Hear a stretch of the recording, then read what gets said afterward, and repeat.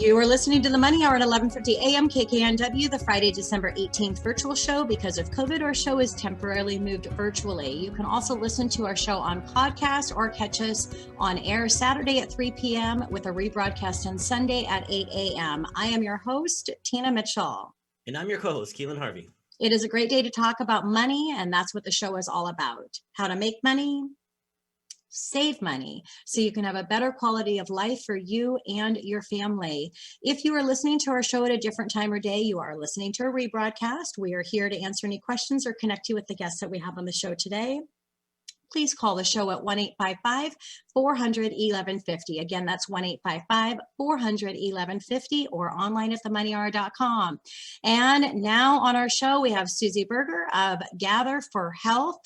Are we living too short or dying too long? Right here at 11:50 a.m. KKNW. Welcome, Suzy. Thank you so much for joining our show. Thank you, Tina. I'm very excited. Yeah, first time here. We're very excited to have a conversation with you. And before we get started, a little bit about Suzy. She is a certified integrative nutrition health coach who works with her clients one-on-one to create more harmony, mindfulness, plus satisfaction in making healthier eating and lifestyle choices. She is a guide plus mentor who empowers her clients and provides ongoing support and guidance as they set goals and make sustainable changes that improve their health and happiness. Suzy has a passion for reintroducing people to their bodies and helping them tune into what their bodies are telling them that they need, while sharing the numerous benefits of maintaining a healthy weight. She helps her clients create health-promoting boundaries while working remotely and guiding them to the realization that they have more control over their health outcome than they may think. Suzy, let's jump right into what everybody's wondering. What is an integrative nutrition health coach? Well, Keelan, basically, I'm a health and lifestyle coach, which means I look at the whole person and what's going on in their life to help inform where they are in their health journey. There's a lot that goes on in one part of our lives that directly affects another part, and usually that part is our health. So it's an integrative approach to health. People may come to me because they want to lose weight, exercise more, find time to meditate. They're overwhelmed by a recent diagnosis of a doctor and they don't know where to begin to make positive changes, or they're simply frustrated because what they're currently doing isn't working. I enjoy helping them clarify the health-related changes they're seeking, and then we focus on slowing down, becoming more present, which means mindful. And when we're mindful, we're conscious and aware of what and how we're doing things. And when we're aware, we make better health and lifestyle choices. One of my clients told me, Suzy, you teach people how to think better so they eat better. And that's really summed it up. I coach from an action-focused, health-promoting perspective, and I bring things to your awareness, help you sort them out, and together we put a plan in place that works for where you are today. And I hold you accountable. Beautiful thing. Two beautiful words, mindfulness and holding you accountable. Love that, Suzy. So Suzy, your topic for today discussion title was, Are We Living Too Short plus Dying Too Long? Can you explain what this means? Yes, this was a quote from Libby Weaver, who is one of my favorite teachers. She's a nutritional biochemist. And I love this question that she poses because it's the quality of life that really matters the most. Let this question sink in for a minute. Are we living too short and dying too long? How is your quality of life? For the first time in American history, the older generation will outlive the younger generation, and dying too long is the downhill trend we see in our quality of life due to poor diets and unhealthy habits. Western medicine is allowing us to live longer, but our quality of life is less due to the chronic degenerative illness we're all experiencing by not taking care of ourselves. For example, we don't want to spend the second half of our lives not being able to bend over and tie our shoelaces because our spine is inflexible due to our sedentary lives. When we can't do the simple daily activities, we lose a level of independence, and we don't stop to think about that during the first half of our lives, but we really need to. The choices we make today are not only going to impact how we feel and function today, but they're going to impact how we feel and function in the future. The message from all of us who advocate good health is simple. The power to change all this is in our hands. It's up to us to make the necessary changes today to improve and maintain a quality of life for all of our tomorrows. I mean, that's so well said. people's mindset is kind of crazy when you get older. And I mean, you use it or you lose it. And as coming from an athlete like myself and coming off an injury, I've realized that more than anybody, I think that unfortunately, that's a reality of the situation. You gotta continue to forever be young in your brain as well as your lifestyle if you can. And that's what I'm trying to push through. And I'm not even that old yet, I would say. I feel kind of old, but I'm, anyways, not about me. Keelan, do not say that you're old. You're really going to upset all of us, except for probably not Peter.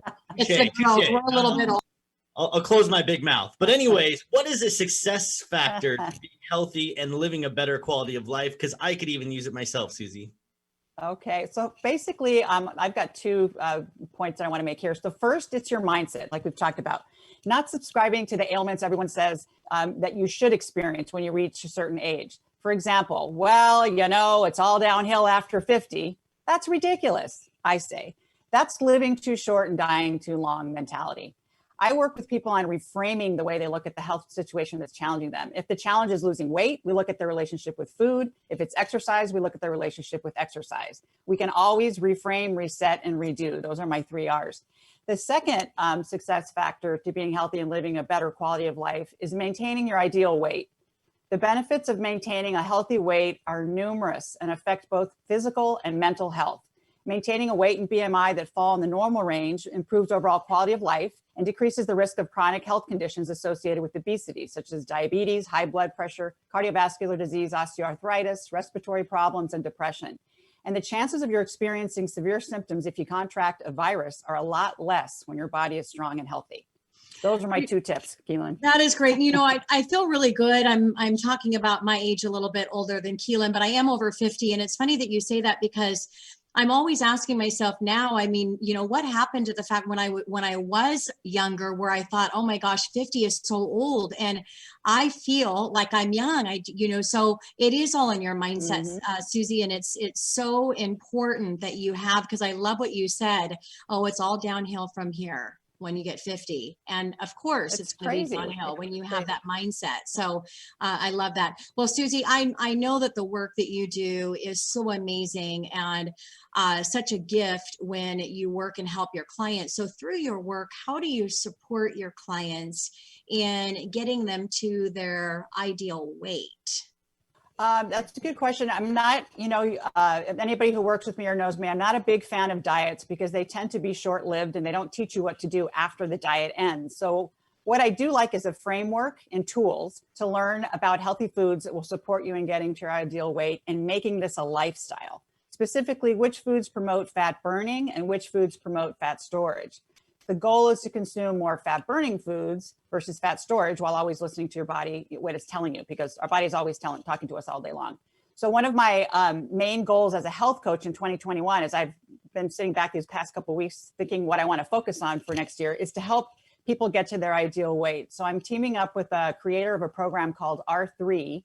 R3 stands for Reset, Reintroduce, and Real Life. And I'm inviting people to join us in a 6-week Reset Weight Loss Challenge. Reset for 2021 Weight Loss Challenge beginning January 11th through February 22nd. So it's a great way to kick off 2021 and prioritize your health for the new year. As you all know, 2020 presented a lot of health challenges for people. Some became more sedentary during the lockdown and put on extra weight, but many people actually had positive experiences with the first lockdown.